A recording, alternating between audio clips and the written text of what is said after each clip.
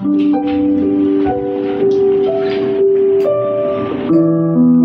Ibu Saudara semuanya, Shalom.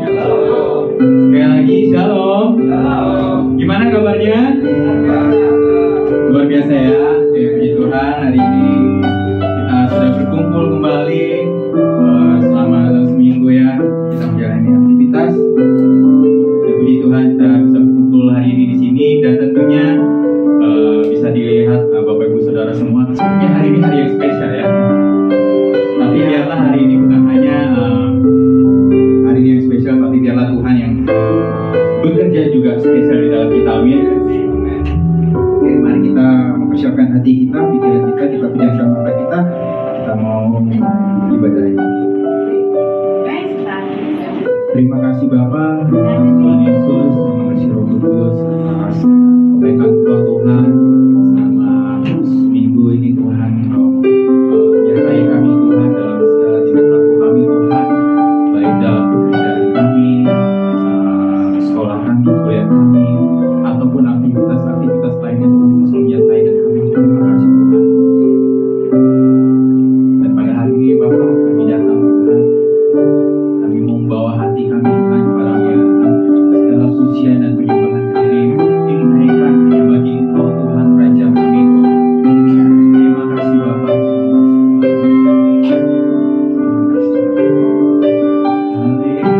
Mari kita angkat sembah kita bawa pujian syukur kita. Katakan terima kasih Tuhan. Haleluya.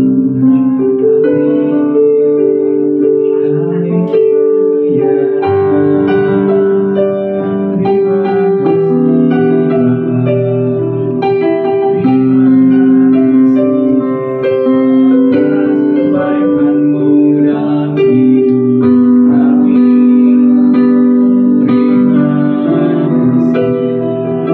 Ku mengucap syukur. Haleluya. Terima kasih Tuhan. Haleluya. Kau baik, Kau setiawi. Terima kasih. Sama-sama. Kita mulai dengan pujian, kita katakan Tuhan Kau milikku. Tuhan Engkau milikku. Sebelumku ada, Syamaimu yang ada, serupa yang tak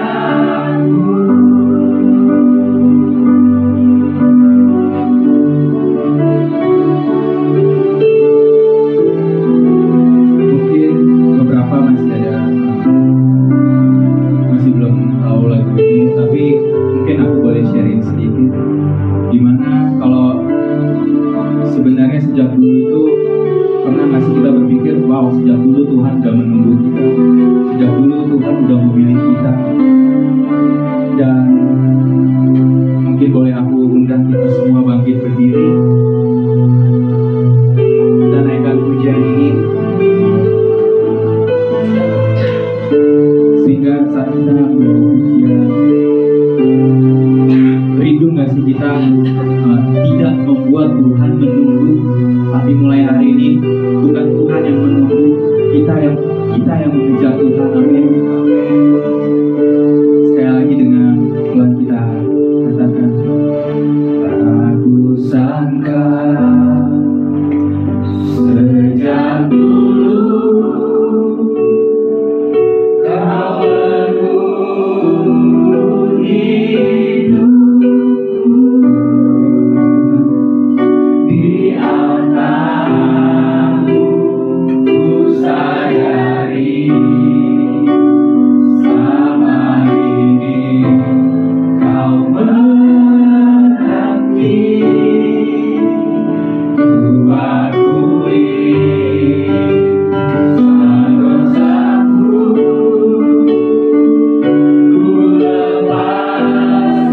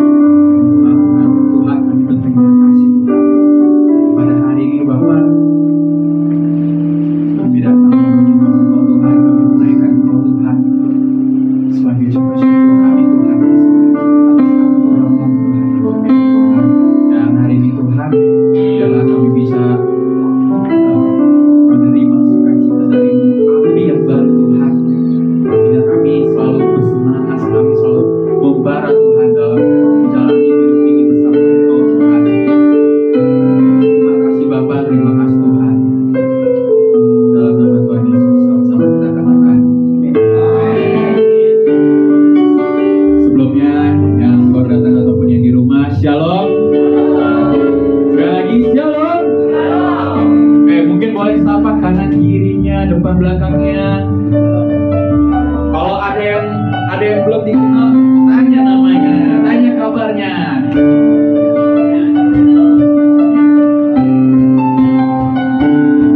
Siap bersuka cita dalam Tuhan, amin. Siap membara di dalam Tuhan, amin. Kita angkat tangan kita.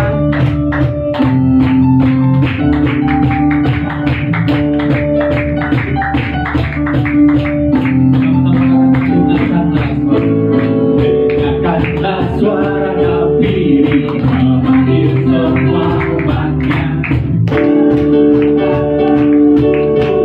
Tidak takut menyembahnya.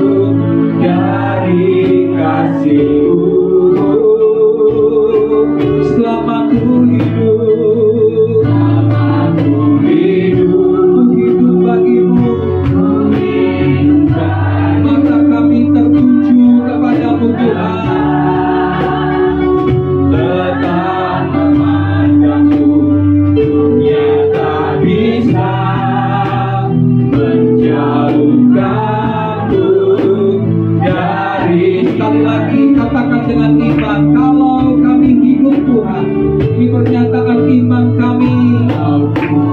Yes Lord, kami hidup bagimu Tuhan. Hati kami tetap menyembahmu. Dunia tak bisa menjauhkan kami. Jauhkanku dari kasih-Mu selama aku hidup.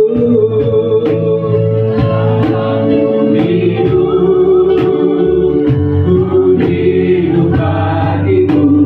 Aku tetap memandangmu.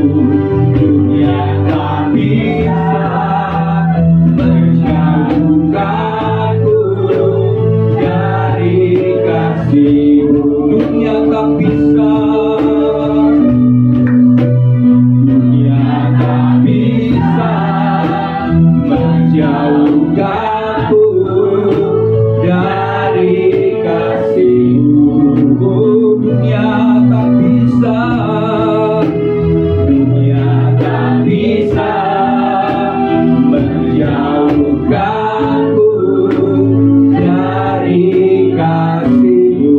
Mari beri kemuliaan bagi Tuhan Yesus. Haleluya, haleluya. Terima kasih Tuhan, karena kasih-Mu yang melingkupi kami, karena kasih-Mu yang menyertai kami, maka dunia tidak dapat menjauhkan kami dari kasih Tuhan. Terima kasih Bapa buat hari ini, Tuhan yang sudah mengumpulkan kami untuk bersekutu beribadah di minggu pagi ini Tuhan. Terima kasih buat kesehatan Tuhan, terima kasih buat anugerah, terima kasih buat berkat pemeliharaan Tuhan yang Tuhan sudah nyatakan di sepanjang kehidupan kami. Kami menyadari Tuhan bahwa tanpa Tuhan kami tidak dapat berbuat apapun. Oleh sebab itu Bapa, di dalam ibadah minggu pagi ini, berikan kepada kami hati yang haus, hati yang lapar, hati yang rindu akan firman-Mu. Roh Kudus urapi setiap kami, berikan kami hikmat, pewahyuan yang daripada Tuhan. Celingkan mata rohani kami, supaya kami mengerti dan mengenal kebenaran-kebenaran firman-Mu, dan kami boleh menghidupinya di sepanjang kehidupan kami. Kami buka hati kami untuk pekerjaan daripada firman-Mu, dan pekerjaan daripada Roh-Mu yang tanpa batas akan memenuhi dan menguasai kami, dan memberikan kami pengertian demi pengertian untuk kebenaran-Mu ditaburkan pada tanah yang subur, sehingga benih itu akan bertumbuh dan berbuah lebat untuk hormat kemuliaan bagi nama Tuhan Yesus Kristus. Terima kasih Bapa. Kami buka hati hanya dalam nama Tuhan Yesus. Kita semua yang siap mendengarkan firman bersama-sama katakan amin. Haleluya, haleluya. Silakan duduk Bapak Ibu Saudara. Puji Tuhan. Shalom. Gimana kabar? Luar biasa. Luar biasa, puji Tuhan. Ya, kita percaya Tuhan begitu baik. Kita terus bersyukur, kita terus mengucapkan bahwa Tuhan beserta, Tuhan menyertai, Tuhan baik atas hidup kita. Dia tidak pernah meninggalkan kita sendirian. Amin. Kita sadari bahwa Tuhan ada, Tuhan hadir di tengah situasi kita yang paling sulit sekalipun. Itulah iman percaya kita kepada Tuhan. Amin. Kalau kita sudah tidak menyadari adanya Tuhan, jangan-jangan kita sudah tidak percaya bahwa Tuhan mampu menolong kita.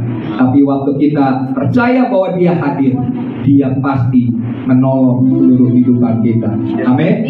Oke, hari ini Bapak Ibu Saudara, saya akan men-sharingkan firman Tuhan dengan tema dimuridkan untuk memuridkan. Mari sama-sama katakan dimuridkan untuk memuridkan.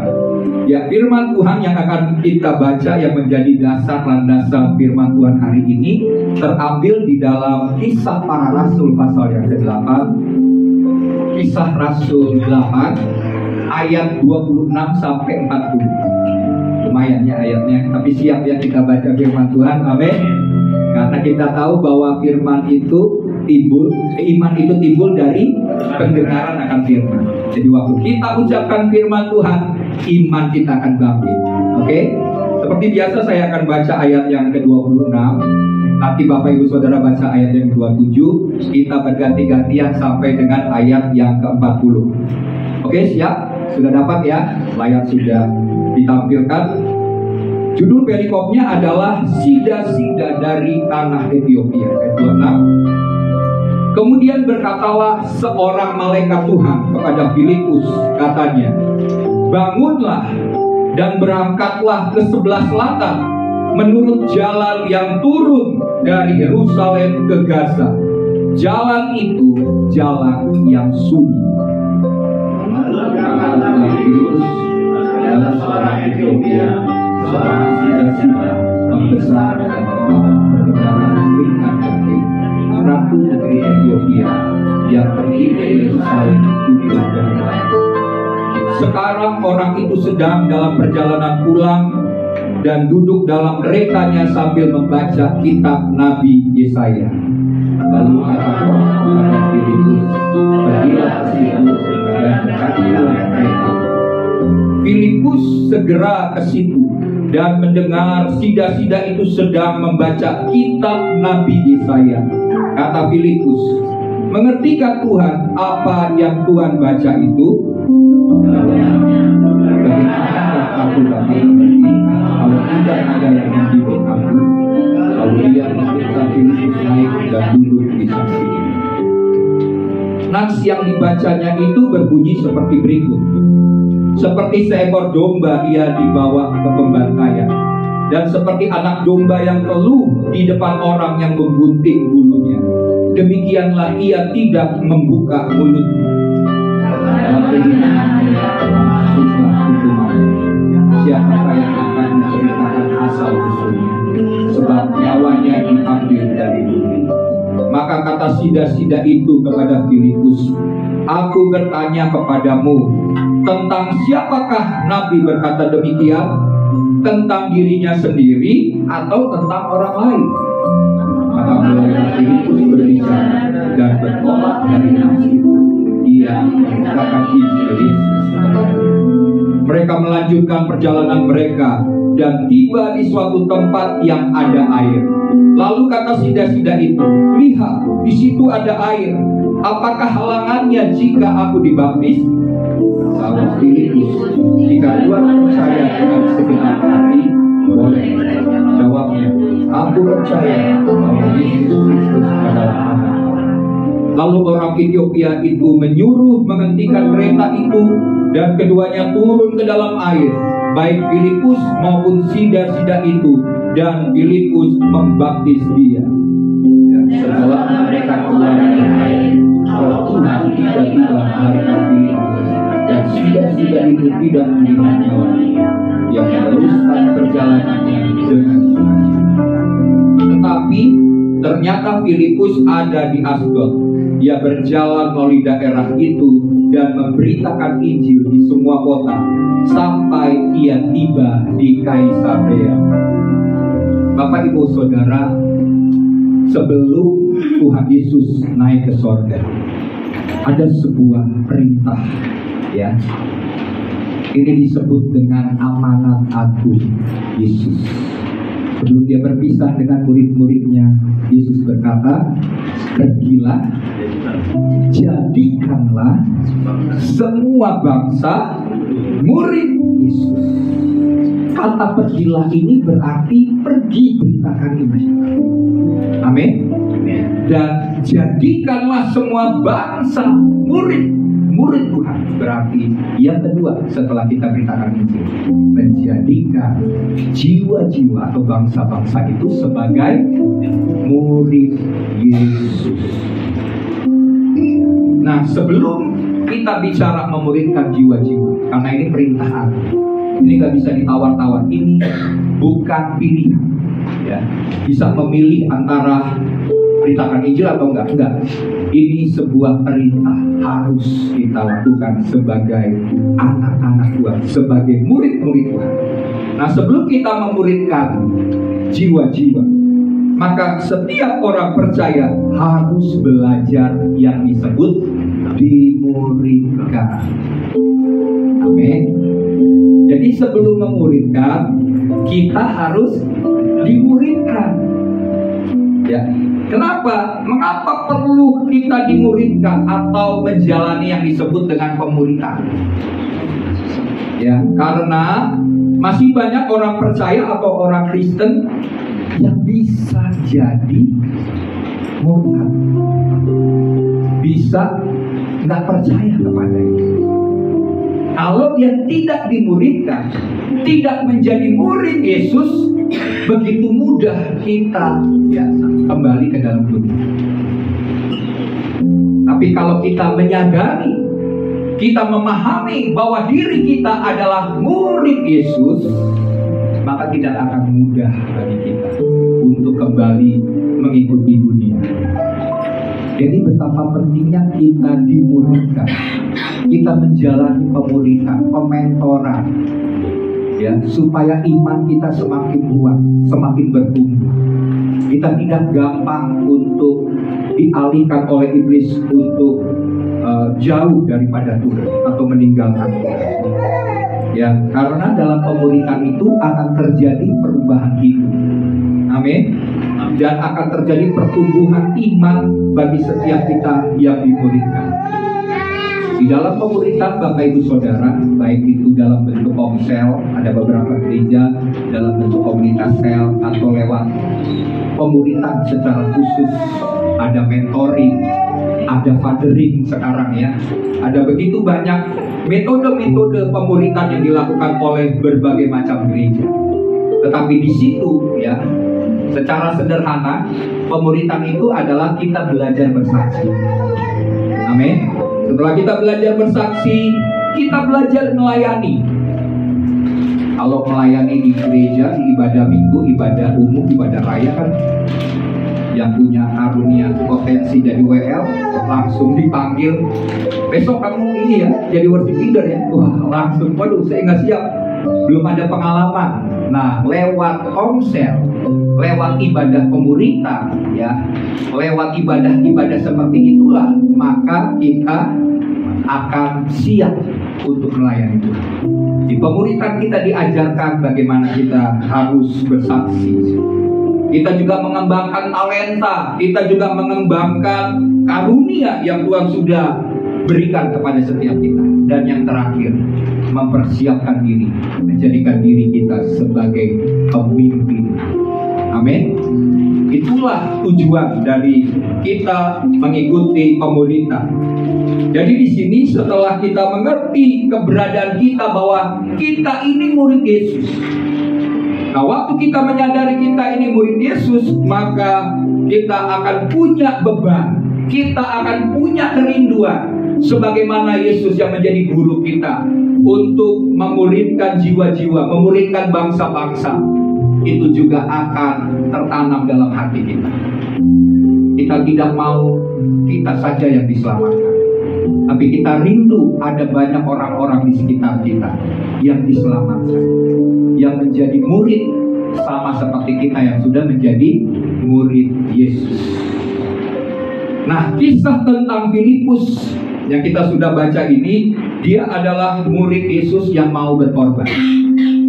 Ya, karena Filipus awalnya dia adalah, ya, slide-nya bisa dirubah.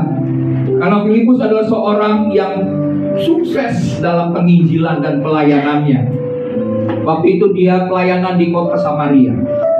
Dan waktu dia berkhotbah, dia menginjil, suatu kali Tuhan memanggil dia untuk sebuah tugas yang baru.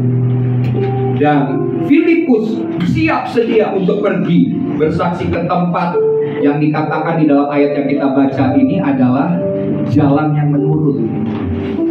Jadi dari seorang penginjil yang sukses di kota Samaria, tahu-tahu Tuhan perintahkan dengan tugas baru pergi ke jalan menurun, jalan turun dari Yerusalem ke Gaza.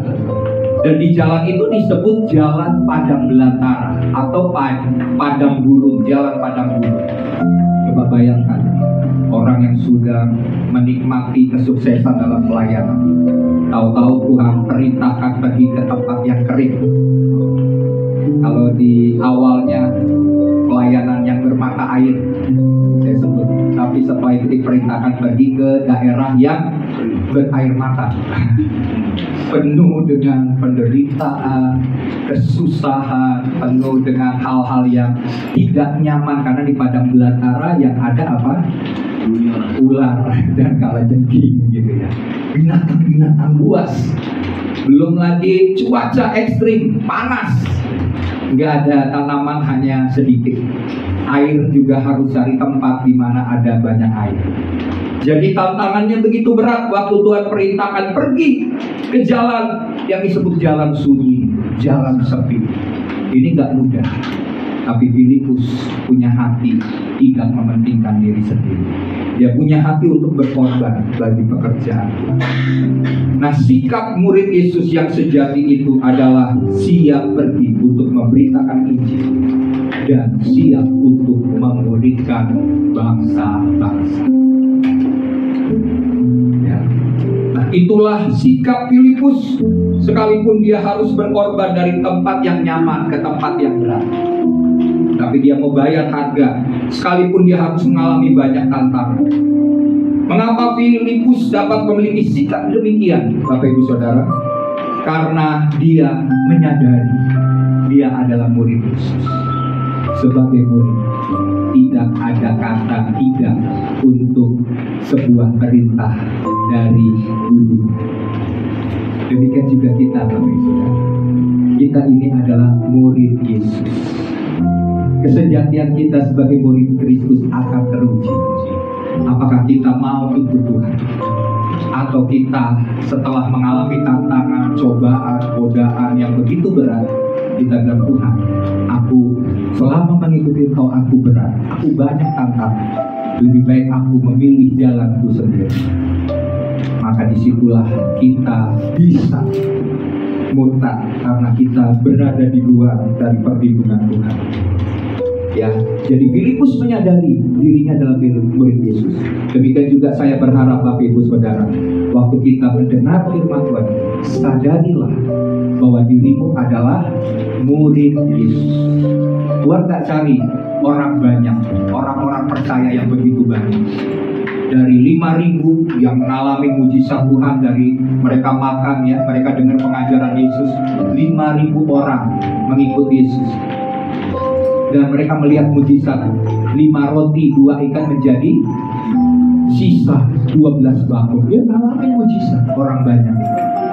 Tapi yang menjadi murid Yesus, kita lihat aja waktu berkumpul di loteng Yerusalem, menantikan janji Bapa, yaitu Roh Kudus dicurahkan. Yang tinggal hanya berapa? 120 orang.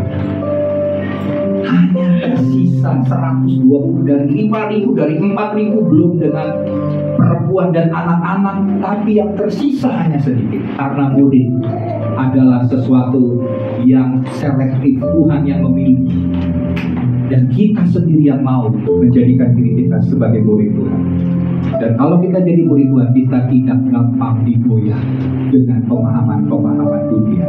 Ya, oleh sebab itu Bapak Ibu Saudara, apa yang perlu kita belajar dan teladani dari kehidupan Filipus sebagai seorang murid Yesus yang sejati? Yang pertama Bapak Ibu Saudara, kita lihat, yaitu Filipus peka dan taat terhadap tuntunan Tuhan. Ini yang harus jadi bagian kita menjadi murid Yesus. Yang pertama adalah peka dan taat terhadap tuntunan Tuhan. Mari kita baca ayatnya. Kita baca di dalam ayat 26 dan 29. Oke ya, saya baca. Firman Tuhan berkata begini. Kemudian berkatalah seorang malaikat Tuhan kepada Filipus, katanya, bangunlah dan berangkatlah ke sebelah selatan menurut jalan yang turun dari Yerusalem ke Gaza. Jalan itu jalan yang sunyi. Dan ayat yang ke-29 berkata, kita akan baca. Lalu kata Roh kepada Filipus, pergilah ke situ dan dekatilah keretanya. Lihat, yang dimiliki oleh Filipus sebagai murid Tuhan yang sejati adalah dia peka mendengar suara Tuhan. Suatu kali dalam sebuah mimpi, apakah itu mimpi atau cara apapun ya, Tuhan bicara kepada Filipus. Tuhan berkata apa? Bahwa kamu bangun dan berangkat, pergi. Dia mendengar suara Tuhan dan diperintahkan Tuhan untuk menuju ke jalan yang sunyi. Nah, Bapak Ibu Saudara, kalau kita misalnya mendengar suara Tuhan dan Tuhan perintahkan kita pergi ke tempat yang bagi kita tidak nyaman, tidak enak, tempat yang penuh dengan tantangan, biasanya ya Bapak Ibu Saudara, kita akan bilang, ini bukan suara Tuhan, ini pasti suara iblis ini atau suara diri saya sendiri, karena tantangannya terlalu berat. Nah, masalahnya bukan kita nggak dengar suara Tuhan, tapi kita menolak. Karena kedagingan kita mengatakan, daging kita berteriak sebenarnya, tempat itu nggak nyaman bagi saya. Tapi apapun, kalau kita sudah dengar suara Tuhan, kita harus melakukannya. Ya. Jadi dari satu kepekaan mendengar suara Tuhan, waktu dia pergi ke tempat yang sunyi, ternyata dia ketemu dengan sida-sida dari Etiopia. Dan waktu dia lihat dari jauh, ada suara Tuhan lagi berbicara kepada Filipus. Suaranya adalah, pergi ke situ, dekatilah kereta itu. Dari satu ketaatan kepada ketaatan berikut, dia dengar, dia peka, dia taat. Dia pergi ke kereta itu, dan ternyata di situ dia ketemu seorang pembesar dari kerajaan di Afrika. Dan melalui pelayanannya, satu bangsa Afrika dilawan oleh Injil. Ya, sangat luar biasa Bapak Ibu Saudara. Jadi di sini waktu setelah mendapat pesan dari malaikat, sikapnya adalah dia berangkat ke tempat itu. Dia tidak menunda-nunda. Dia tidak berpikir apakah itu suara Tuhan atau bukan suara Tuhan, tapi dia tahu bahwa itu adalah suara Tuhan. Sama seperti Abraham, Bapak Ibu Saudara ya. Waktu Abraham peka akan suara Tuhan dan taat, apa yang diperintahkan oleh Tuhan kepada Abraham? Besok kamu pergi naik ke atas gunung dan persembahkanlah Ishak di atas mezbah. Firman Tuhan katakan keesokan pagi benar. Jadi Abraham nggak berpikir lama-lama. Dia bilang, tunggu suara Tuhan berikutnya. Jangan-jangan itu suara iblis. Masa anak saya, anak tunggal, anak perjanjian yang Tuhan berikan buat saya, yang menjadi penerus bagi keturunan keluarga cuma satu nih, dipersembahkan kepada dia. Ini bukan suara Tuhan, jangan-jangan ini suara iblis. Ya. Tapi enggak, dikatakan keesokan pagi benar dia berangkat. Mungkin malamnya dia lihat Ishak ini udah jadi remaja, ganteng lagi ya. Ini bakal saya akan wariskan sesuatu kepada dia. Tapi kalau Tuhan mau ambil, ya udah saya berikan, saya persembahkan Ishak. Ini sebuah tantangan yang berat. Abraham, Tuhan minta anak tunggal, yaitu Ishak. Kalau kita cuma diminta yang bukan anak tunggal ya, Tuhan minta, tapi kita masih pikir-pikir. Tapi Abraham adalah contoh bapak dari orang beriman. Dia tidak menunda-nundanya. Waktu dia dengar suara Tuhan, dia taat melakukan apa yang diperintahkan Tuhan kepadanya. Nah, sebagai murid Yesus, kita perlu peka mendengar suara Tuhan untuk hidup dalam tuntunan Tuhan. Ada sebuah contoh dalam Alkitab, kisah daripada Elia. Ya, suatu kali bangsa Israel mengalami masa kekeringan, ya, dan Tuhan menyuruh Elia untuk datang ke janda Sarfat. Janda Sarfat ini bukan janda kaya, Bapak Ibu Saudara. Kalau pergi ke janda kaya, Elia senang, karena ini hartanya banyak begitu. Tapi diperintahkan pergi ke janda yang miskin. Ya, mari kita lihat ayatnya. 1 Raja-Raja 17. 1 Raja-Raja 17 ayat yang ke-8. Oke, ayat dan 9 saya baca, kita lengkap-lengkap ya. Maka datanglah firman Tuhan kepada Elia, bersiaplah, pergi ke Sarfat yang termasuk wilayah Sidon, dan diamlah di sana. Ketahuilah, aku telah memerintahkan seorang janda untuk memberi engkau makan. Ya. Jadi sebenarnya Tuhan udah lihat masa depan. Sebelum janda itu berikan kepada Nabi Elia makanan, Tuhan udah lihat kejadiannya bahwa janda itu akan beri dia makan. Jadi Elia datang dengan sebuah keyakinan karena Tuhan sudah bicara kepadanya. Ya, jangan dibolak-balik. Belum dengar suara Tuhan, pakai nama Tuhan, bilang-bilang dari Tuhan, padahal bukan perintah Tuhan. Nah, ini bahaya. Jadi hamba Tuhan kalau sampai begitu, itu bukan hamba Tuhan. Itu namanya hamba Tuhan palsu. Tapi hamba Tuhan, dia dengar suara Tuhan, dia lakukan apa yang diperintahkannya untuk dilakukan. Sebenarnya bagi Elia ini tantangan berat. Gak mudah loh minta-minta sesuatu kepada orang miskin, apa ismin ya bahasa sekarang gitu ya. Gak mudah. Tapi karena itu adalah perintah Tuhan, dia dengar suara Tuhan, dia taat. Sekalipun dicaci maki bisa, dihina bisa, difitnah juga bisa. Tapi karena taat, dia mau bayar harga, sekalipun itu berat ya.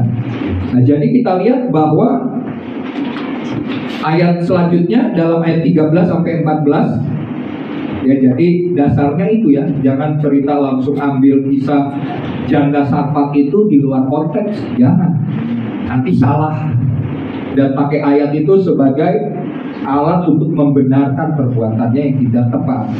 Ayat 13 berkata begini, tetapi Elia berkata kepadanya, janganlah takut, pulanglah, buatlah seperti yang kau katakan, tetapi buatlah lebih dahulu bagiku sepotong roti bundar kecil daripadanya, dan bawalah kepadaku. Kemudian barulah kau buat bagimu dan bagi anakmu. Sebab beginilah firman Tuhan Allah Israel, tepung dalam tempayan itu tidak akan habis, dan minyak dalam buli-buli itu tidak akan berkurang, sampai pada waktu Tuhan memberi hujan ke atas muka bumi. Jadi waktu Elia minta kepada janda Sarfat yang miskin, janda Sarfat ini jujur, dia bilang gini, Elia, saya ini cuma punya tepung sedikit dan minyak juga sedikit. Ini waktu saya buat, ini cukup buat saya dan anak. Setelah itu saya udah gak punya apa-apa lagi, dan gak tahu lagi, mungkin kami akan mati. Udah cuma itu satu-satunya yang dimiliki oleh janda Sarfat. Tapi di situ tantangannya ada dua, terhadap Elia dan terhadap janda Sarfat. Tuhan uji dua-duanya, bukan janda Sarfatnya aja diuji, Elia juga diuji, mau taat gak dengan suara Tuhan.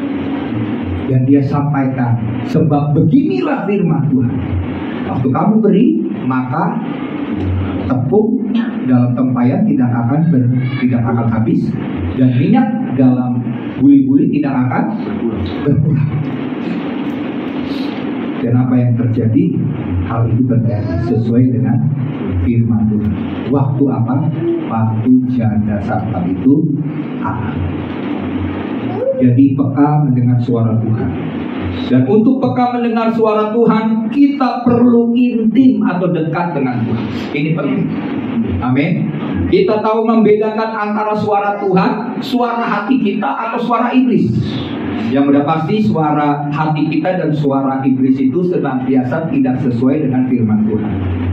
Tapi ada banyak orang Kristen juga pakai ayat firman Tuhan untuk membenarkan sesuatu yang bukan suara Tuhan. Ini juga kita hati-hati ya. Dan kadang-kadang suara Tuhan itu bertentangan dengan hal-hal yang lahiriah, karena iman bicara sesuatu hal yang gak mungkin. Coba bayangkan, janda Sarfat itu suruh beri di tengah kekurangan. Janda yang miskin disuruh dia memberi di dalam kekurangannya dia. Ini semua di luar dari logika, di luar dari nalar. Tapi di sini yang disebut kita butuh peka dan taat. Ya, kita belajar sebagai murid-murid Tuhan. Karena sebagai murid Tuhan kita harus belajar hal ini. Firman Tuhan berkata begini di dalam Yohanes 10 ayat 27 dan 28. Mari kita lihat kembali ayat ini. Yohanes 10. Ya, sudah ya. Domba-dombaku mendengar suaraku, dan aku mengenal mereka, dan mereka mengikut aku, dan aku memberikan hidup yang kekal kepada mereka, dan mereka pasti tidak akan binasa sampai selama-lamanya, dan seorang pun tidak akan merebut mereka dari tanganku. Lihat, firman Tuhan berkata, domba-domba Tuhan mendengar suara gembala. Domba mengenal apa yang diikuti gembalanya. Dan kalau kita tahu Tuhan itu adalah gembala kita, maka kita tidak akan binasa. Domba-domba kalau tahu gembalanya menjaga dia, maka dia akan jaga sekalipun ada binatang buas. Ya, serigala, binatang singa, binatang apapun akan dilawan oleh gembala itu supaya jangan memangsa domba-domba. Apalagi Tuhan menjadi gembala kita. Dia tidak izinkan kita binasa. Amin. Tidak ada satupun domba-dombanya yang luput dari tangannya. Dia akan jaga, dia akan pelihara. Asalkan domba-dombanya itu mendengar suara Tuhan. Karena ini sebuah keharusan, domba-dombaku mendengar suara Tuhan. Saya pernah cerita ya, bagaimana domba-domba itu dikumpulkan ya. Ada satu cerita, ada 4 gembala, dia bawa domba-dombanya dari ibaratnya utara, timur, barat, selatan, kumpul di satu tempat yang bermata air atau sungai.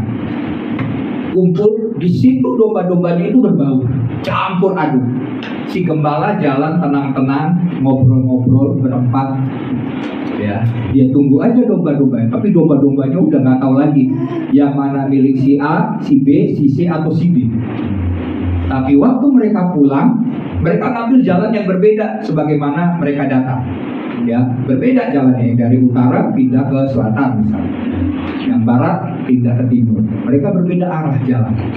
Dan waktu gembala itu nyanyi, ada yang bersiul, ada yang pakai seruling mainin, apa yang terjadi? Domba-dombanya itu langsung mencari suara gembala. Dia ikuti gembala kemana gembalanya. Itulah contoh bagaimana domba-domba Tuhan mendengar suara Tuhan. Ya, kita harus peka. Dan untuk itu kita harus intim dengan Tuhan. Kita bersekutu, kita berdoa, menyembah, kita belajar, melatih diri kita untuk dengar-dengaran akan suara Tuhan. Kalau kita tahu, wah ini orang nih nawarin bisnis, tapi nawarin bisnisnya ternyata skema Ponzi misalnya. Wah, ini bahaya nih. Nanti duit saya memang dapat untung cepat, tapi habis. Karena ini adalah investasi bodoh. Kita peka dengan suara Tuhan. Ya, Tuhan akan bicara kepada setiap kita dengan berbagai macam cara. Bisa lewat hati nurani. Ya, seringkali kan kita pengen dengar suara Tuhan itu audible. Pengen dengar suara Tuhan langsung. Padahal Tuhan banyak bicara dengan audible. Suara hati, suara batin. Tuhan bicara lewat situasi, lewat keadaan. Tuhan bicara lewat orang lain, lewat hamba Tuhan, lewat firman Tuhan. Ada banyak cara Tuhan bicara. Kalau saya waktu Tuhan panggil, saya cuma dengar sebuah lagu rohani. Jadi di situ Tuhan bisa bicara, dan di situ itu menjadi sebuah konfirmasi, sebuah peneguhan akan apa yang Tuhan kehendaki atas hidup kita semua. Ya, jadi di sini saat Filipus maka dia bertemu dengan sida-sida dari Ethiopia sehingga Injil dapat diberitakan. Saya katakan tadi ke Afrika. Dia nggak bayangkan kalau dia tetap di Samaria, pelayanannya memang besar di Samaria pada waktu itu. Tapi ternyata waktu dia ikuti tuntunan Tuhan, dia dengar suara Tuhan, dia taat, dia pergi ke tempat yang sangat berat, yaitu padang gurun. Tapi di situ dia ketemu dengan pembesar dari kerajaan Ratu Sheba, atau disebut Sri Kandake, dari Afrika. Dan lewat itu orang ini bertobat, sida-sida Ethiopia ini bertobat, dan dia menjadi orang yang memberitakan Injil di negara Afrika. Jadi di situ terjadi penuaian, terjadi pemberitaan Injil besar-besaran di Afrika lewat sida-sida. Ya. Nah, jadi di sini betapa pentingnya kita peka dan taat kepada tuntunan Tuhan. Nah, yang kedua, Bapak Ibu Saudara, sebagai murid Yesus yang sejati yang dapat kita lihat dari kehidupan Filipus adalah mengandalkan kuasa Tuhan. Amin. Mengandalkan kuasa Tuhan. Mari kita lihat ayatnya dalam Kisah Para Rasul 8. Mari kita lihat lagi firman Tuhan.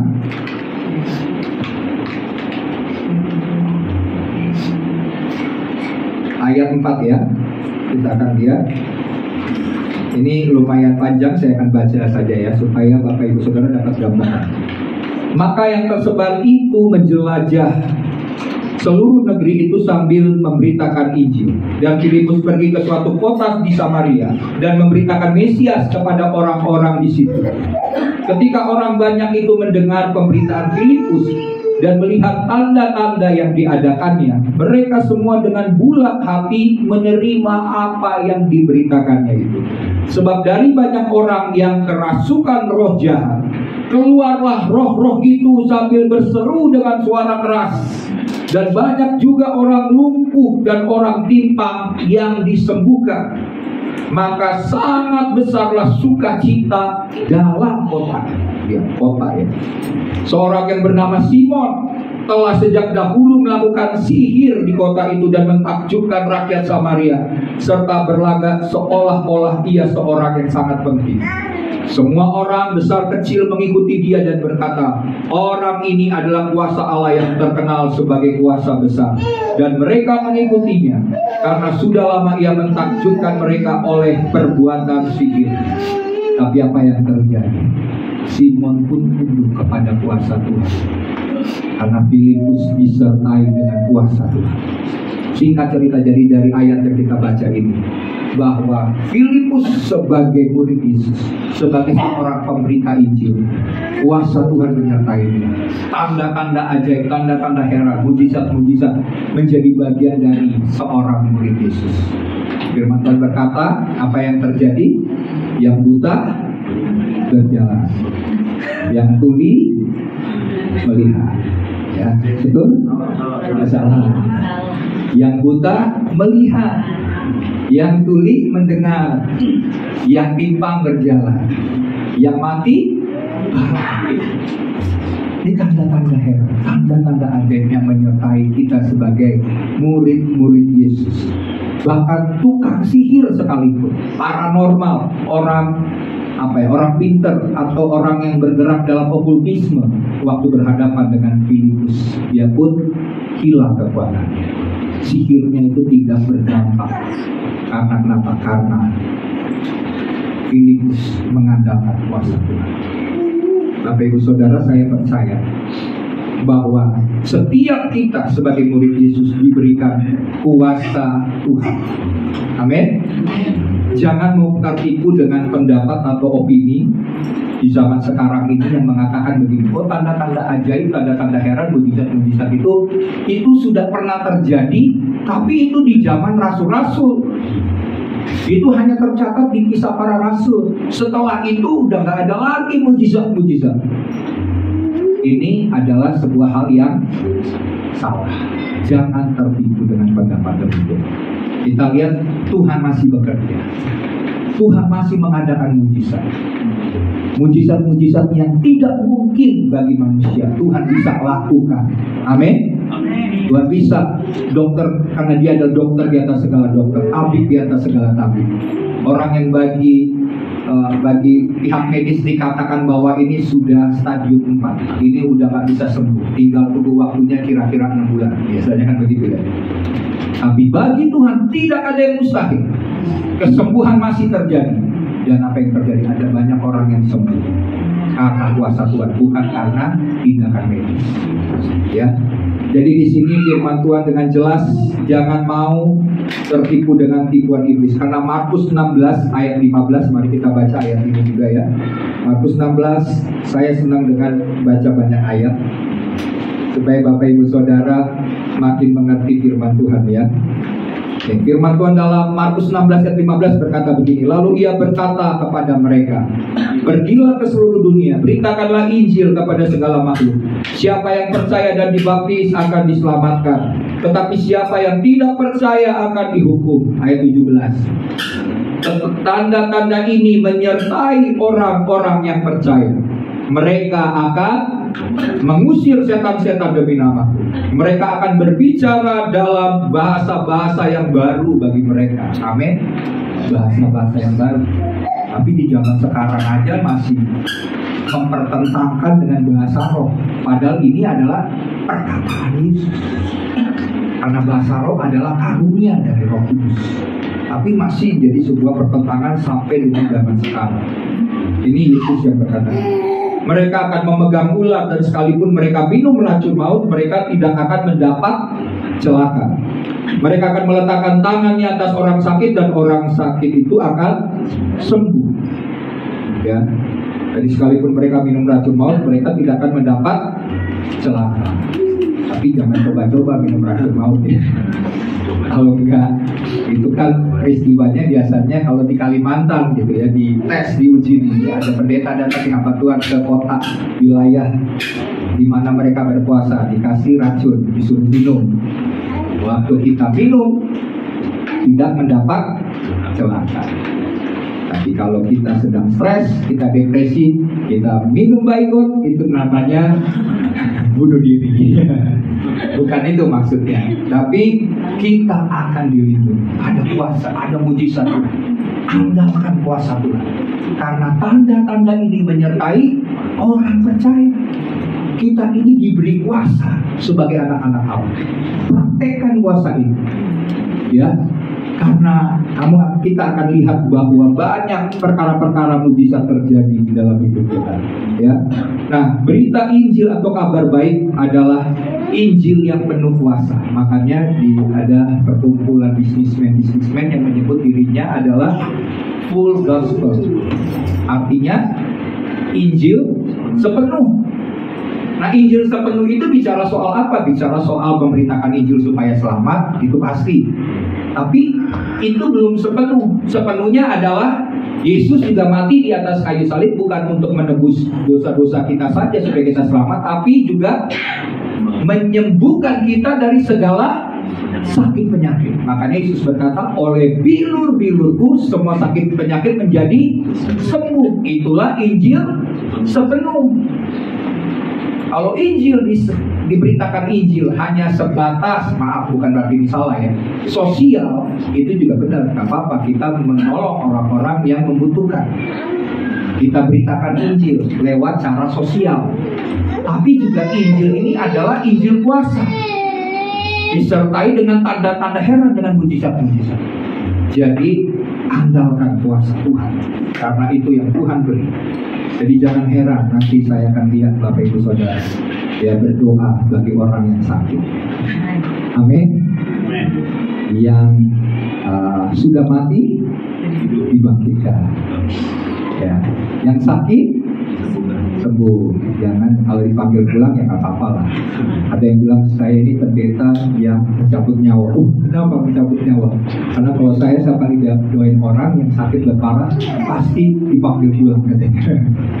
Enggak ya, ada waktu, ada kehendak Tuhan. Kalau memang dipanggil Tuhan, ya kita pun nggak berdaya karena disitulah kedaulatan Tuhan. Tapi kita ambil dulu kepercayaan bahwa oleh bilur-bilur kita menjadi sembuh. Tuh ya, kalau masih bisa diberi kesempatan hidup, kenapa enggak gitu ya. Tapi kalau memang udah umur cukup tua, 80-90 tahun, kalau sakit, udah masuk rumah sakit, udah nafas tinggal mungkin setengah-setengah, ya sudahlah. harus siap-siap ya kembali kepada Tuhan. Jangan Tuhan aku mau hidup 1000 tahun lagi. Itu cuma hanya sebuah lagu ya Bapak Ibu Saudara ya. Nah jadi Bapak Ibu Saudara, andalkan kuasa Tuhan, pakai kuasa karena kuasa itu sudah diberikan. Ya jangan takut untuk mendoakan orang sakit. Jangan cuma yang pertama kali ingat bukan Tuhan, panggil pendeta. Ya. Pendeta ini kayaknya kalau doa orang sakit pasti sembuhkan. Andalkan Tuhan. Ya, karena Tuhan sudah berikan kuasa itu kepada kita. Oke, yang ketiga, yang terakhir, memahami firman Tuhan. Mari kita lihat dalam Kisah Para Rasul pasal yang ke-8 tadi. Oke, ya bisa ditampilkan. Oke, Kisah Rasul ya.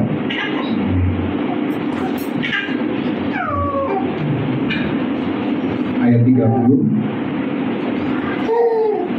dan 35 ya, saya akan bacakan.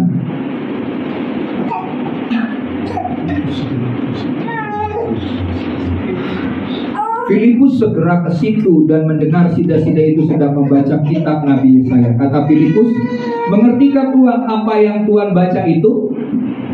Terus kata Filipus, kata sida-sida itu, bagaimana aku dapat mengerti kalau tidak ada yang membimbing aku? Disinilah betulnya perlunya dimuridkan, pemuridan. Karena kita nggak bisa mengerti kadang-kadang ayat firman Tuhan kalau kita nggak disampaikan atau diceritakan kisahnya. Kemudian di dalam ayat selanjutnya saya baca ya. Oke. Lalu ia meminta Filipus naik dan duduk di sampingnya. Nats yang dibacanya itu berbunyi sebagai berikut. Seperti seekor domba ia dibawa ke pembantaian, seperti anak domba yang keluh di depan orang yang menggunting bulunya, demikianlah ia tidak membuka mulutnya. Dalam kehinaannya berlangsunglah hukumannya. Siapakah yang akan menceritakan asal usulnya? Sebab nyawanya diambil dari bumi. Wah, kalau dengar juga ayat ini kita juga bingung ya. Ini maksudnya apa ayat ini? Kemudian ayat 34. Maka kata sida-sida itu kepada Filipus, aku bertanya kepadamu, tentang siapakah Nabi berkata demikian? Tentang dirinya sendiri atau tentang orang lain? Kira-kira tentang siapa? Yesus. Tentang dirinya sendiri, yaitu tentang Yesaya yang menulis, atau tentang orang lain? Tentang orang lain, yaitu tentang Mesias, Yesus Kristus. Ayat 35, maka mulailah Filipus berbicara dan bertolak dari nats ini, ia memberitakan Injil Yesus kepada sida-sida itu. Jadi memahami firman Tuhan. Bapak Ibu Saudara, kalau kita sudah dimuridkan, kita dipanggil untuk memuridkan jiwa-jiwa, kita harus paham akan firman Tuhan. Ya, jangan sampai kita tidak mengerti firman Tuhan. Sebab kita akan diperhadapkan dengan peristiwa-peristiwa seperti yang dialami oleh sida-sida itu, atau dialami oleh Filipus. Jadi untuk dapat memerintah jiwa-jiwa, kita perlu terlebih dahulu belajar Alkitab. Masuk dalam pemuritan, masuk dalam komsel. Ya puji Tuhan di gereja ya, komsel sudah mulai diadakan. Ada jiwa-jiwa, dan saya berharap jemaat kalau ada waktu ya hadir dalam komsel di hari Kamis, minggu kedua dan minggu keempat. Kita belajar firman Tuhan. Karena murid-murid atau jemaat mula-mula, mereka bertekun dalam pengajaran rasul-rasul. Apa yang dilakukan oleh murid jemaat mula-mula itu? Mereka belajar firman setiap hari dalam Bible. Kita pun juga harus belajar firman Tuhan. Karena kenapa? Karena tantangan di akhir zaman itu begitu berat. Kalau kita tidak memahami firman Tuhan itu bisa diputar begitu rupa, ya diputar balikan, sehingga kita bisa ditipu, kita bisa disesatkan. Karena orang yang menjelaskan ini pintar menjelaskan dan menipu kita, menyesatkan kita. Nah, coba kita lihat dalam Matius 24. Ya, mari kita lihat Matius 24 ayat 4 dan 5. Bisa ditampilkan. Oke. Jawab Yesus kepada mereka, waspadalah supaya jangan ada orang yang menyesatkan kamu. Ayat 5. Sebab banyak orang akan datang dengan memakai namaku dan berkata, akulah Mesias, dan mereka akan menyesatkan banyak orang. Kemudian lanjut di dalam ayat yang ke 9 sampai 12. Pada waktu itu kamu akan diserahkan supaya disiksa, dan kamu akan dibunuh dan akan dibenci semua bangsa oleh karena nama. Dan banyak orang akan murtad dan mereka akan saling menyerahkan dan saling membenci. Banyak nabi palsu akan muncul dan menyesatkan banyak orang. Dan karena makin bertambahnya kedurhakaan, maka kasih kebanyakan orang akan menjadi dingin. Lihat, Yesus berulang-ulang dalam khotbahnya tentang akhir zaman. Kalau cerita tentang peperangan, deru perang, bangsa akan bangkit kepada bangsa. Kelaparan, itu hanya sedikit ayatnya waktu Yesus berkhotbah tentang akhir zaman. Tapi dalam satu perikop ini berulang-ulang Yesus bicara soal penyesatan. Jadi hati-hati karena bahaya penyesatan. Yesus sudah sampaikan. Jadi Yesus berkata, aku sudah menyampaikan. Kalau sampai kita disesatkan, berarti kitanya yang tidak belajar firman Tuhan, sehingga mudah untuk disesatkan. Saya ada banyak melihat anak-anak Tuhan, bahkan sudah melayani pekerjaan Tuhan, sudah menjadi ketua pimpinan dari sebuah komunitas rohani, tapi masih bisa menjual iman dengan cara-cara yang menurutnya adalah benar, padahal sudah menyimpang dari firman Tuhan. Karena kenapa? Tidak mengerti, tidak paham akan firman Tuhan. Dan saya sebagai gembala akan terus mengajar jemaat dengan hal-hal yang benar, kebenaran Tuhan, ya, supaya jangan disesatkan, karena penyesatan akan terjadi. Nabi-nabi palsu akan muncul, Mesias palsu akan datang dan menyatakan dirinya sebagai penyelamat dunia. Ya, bahkan akan ada penyiksaan, kebencian, kita dibunuh karena nama Tuhan. Dan yang terakhir dikatakan apa? Dan banyak orang yang menjadi murtad. Jadi Bapak Ibu Saudara, mari kita belajar firman Tuhan. Dan untuk belajar memahami firman Tuhan, kebenaran Tuhan, kita tak sendirian. Amin. Siapa yang menyertai kita? Roh. Ayat terakhir mari kita lihat, Yohanes 14. Yohanes 14. Oke, bisa ditampilkan aja deh biar cepat. Saya sering kali pelajari 14 ayat 16 sampai 17. Aku akan minta kepada Bapa dan Ia akan memberikan kepadamu seorang penolong yang lain, supaya Ia menyertai kamu selama-lamanya, yaitu Roh kebenaran. Dunia tidak dapat menerima Dia, sebab dunia tidak melihat Dia dan tidak mengenal Dia. Tetapi kamu mengenal Dia, sebab Ia menyertai kamu dan akan diam di dalam kamu. Ayat 25 sampai 26. Semuanya itu kukatakan kepadamu selagi aku berada bersama-sama dengan kamu. Tetapi penghibur, yaitu Roh Kudus, yang akan diutus oleh Bapa dalam namaku, Dialah yang akan mengajarkan segala sesuatu kepadamu dan akan mengingatkan kamu akan semua yang telah Yesus katakan kepadamu, ya, yang kukatakan kepadamu. Jadi Roh Kudus akan mengajar kita, Roh Kudus akan mengingatkan kita, Roh Kudus akan menginsafkan kita akan dosa, Roh Kudus akan menyampaikan kebenaran pada kita. Jadi kita nggak perlu takut. Yang penting kita minta pimpinan Roh Kudus. Roh Kudus pimpin aku mau belajar supaya aku bisa menjadi murid Yesus yang sejati, supaya kebenaran yang aku miliki sungguh-sungguh aku dapatkan. Karena ingat, kan Yesus sudah sampaikan penyesatan terjadi, pemutarbalikan kebenaran. Sejak dari mulanya waktu iblis menggodai Adam dan Hawa, itu juga sedang terjadi pemutarbalikan kebenaran. Jadi sejak dari awal sampai dengan akhir zaman, iblis akan memutarbalikan kebenaran. Ya, oleh sebab itu kita harus memahami kebenaran dengan benar, dengan utuh, dengan sempurna, supaya kita tidak mudah disesatkan oleh dunia. Ya, kata kesimpulan terakhir, mari kita menjadi murid Yesus.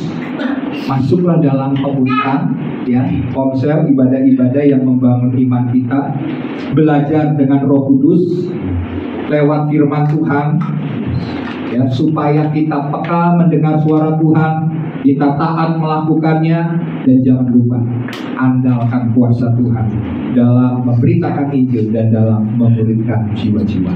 Amin. Mari kita bangkit berdiri. Kita akan berdoa berfirman Tuhan.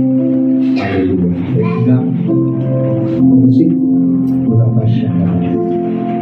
Purabasya. Datang Roh Kudus. Haleluya. Kita akan berdoa untuk hal ini. Saya percaya Roh Kudus hadir di tengah-tengah kita hari ini. Dia mau memberikan sesuatu yang baru dalam hidup. Dia mau melawat hidup. Dia mau memenuhi hidupmu dan memimpin hidup. Haleluya. Datang Roh Kudus, kau rindu dengan minyak yang baru putih mengalir penuh hidup, mengalir pulihkanku, kuasa-Mu bebaskan hidupku. Datang Roh Kudus, datang Roh Kudus, aku rindu dengan minyak yang baru rapiku, mengalir penuh hidup, mengalir pulihkanku, kuasa-Mu bebaskan hidupku. Satu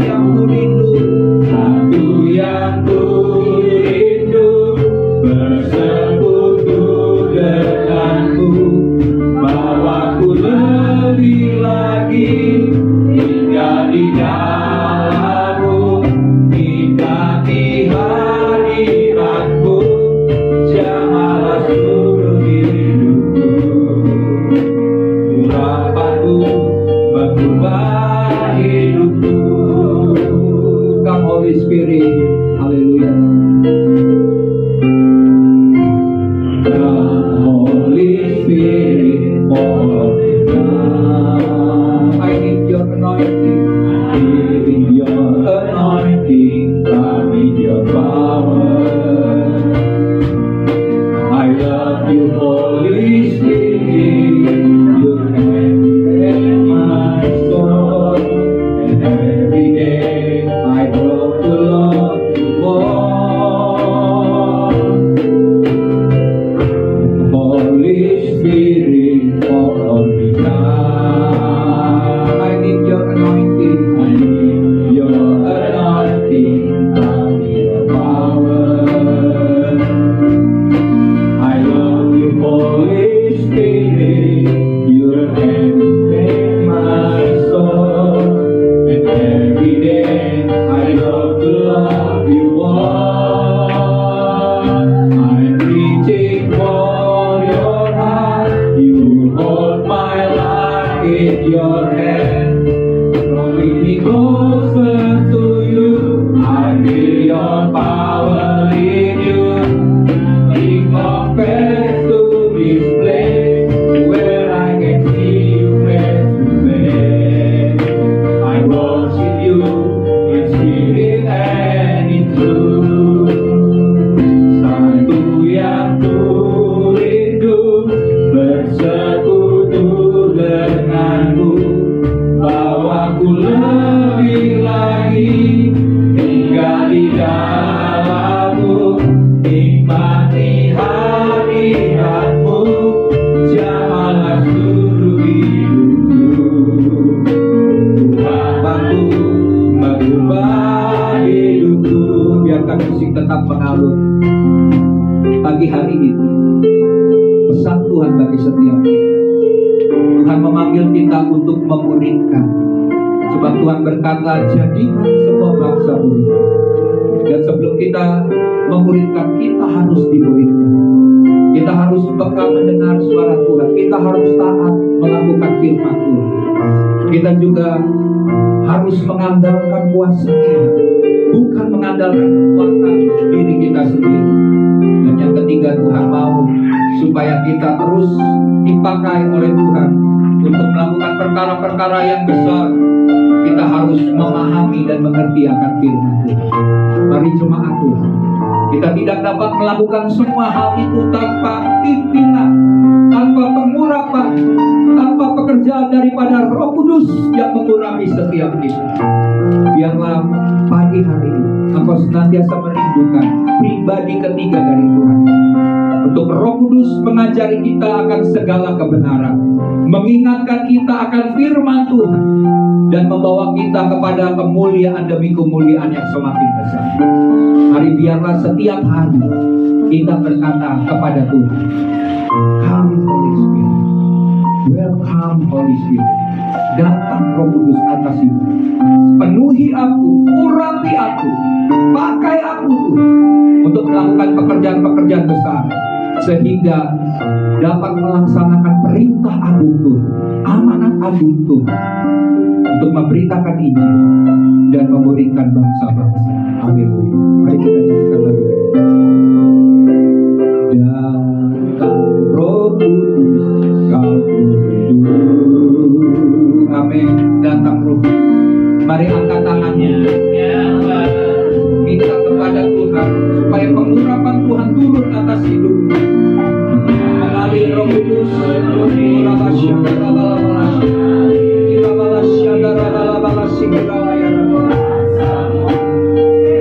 Sekali lagi katakan, datang Roh Kudus.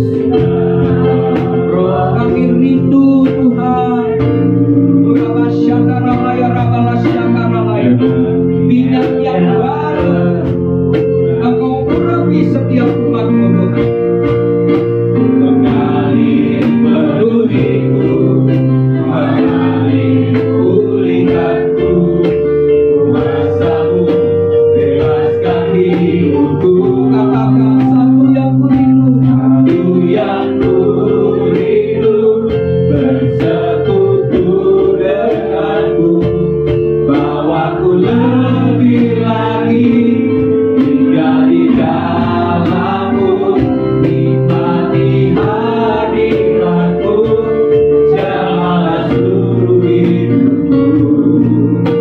Urapan-Mu mengubah, katakan pada Tuhan, satu yang ku rindu, yes Lord, bersekutu dengan Tuhan, bawa kami lebih lagi, tinggal di dalam-Mu, nikmati hadirat-Mu, jamalah seluruh hidupku.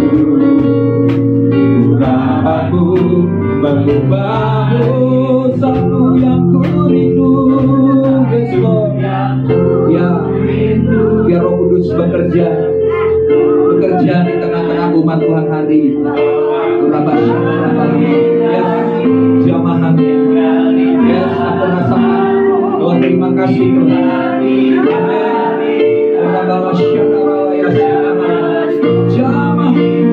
Jamah dalam nama Yesus.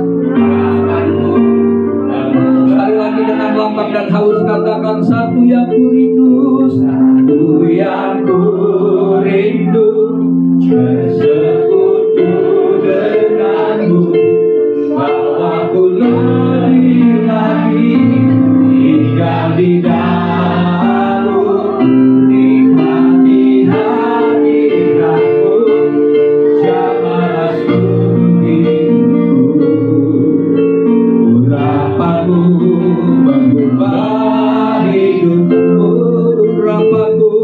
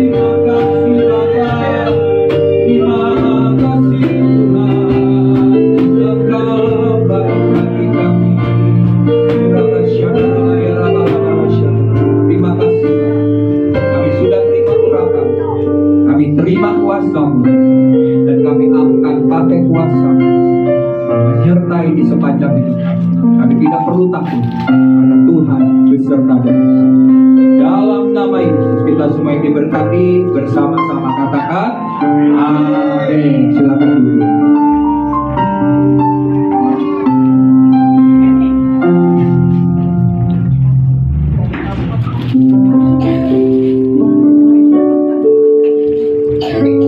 Baik, terima kasih Bapak Gembala untuk firman-Nya.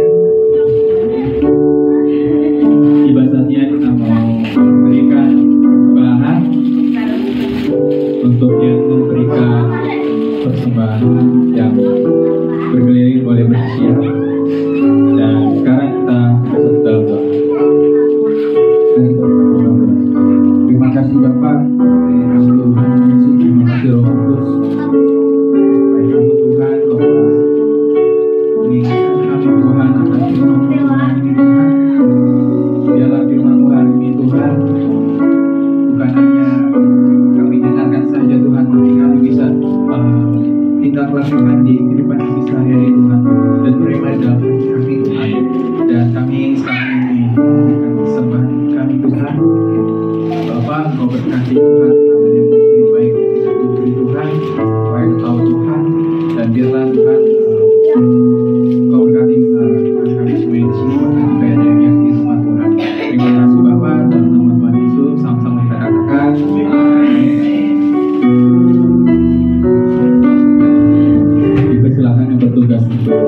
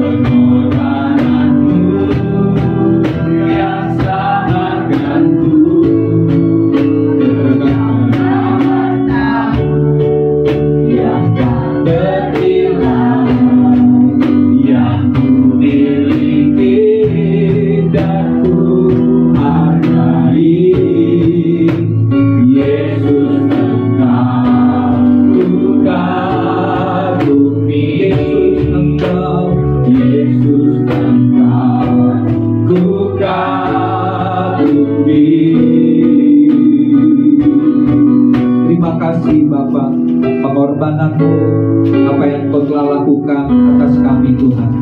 Kami bersyukur apa Engkau yang menyertai di sepanjang kehidupan kami. Kami tidak mau meninggalkan Tuhan. Kami tidak mau apa yang sudah Engkau lakukan bagi kami menjadi sia-sia.